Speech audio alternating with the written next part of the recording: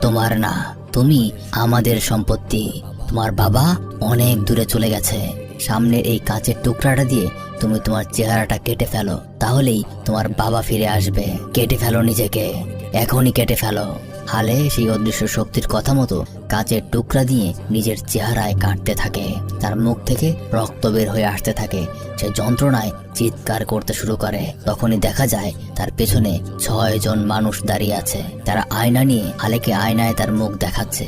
হালে যন্ত্রণার ভয়ে ছটফট করতে শুরু করে। এক সময় তার মুখ দিয়ে রক্ত বের হয়ে আসতে থাকে। সাথে সাথে তার ঘুম ভেঙে যায়। দেখা যায় হালে এতক্ষণ স্বপ্ন দেখছিল। তার মুখ দিয়ে সত্যি সত্যি কুচকুচে কালো রক্ত বের হয়ে এসেছে।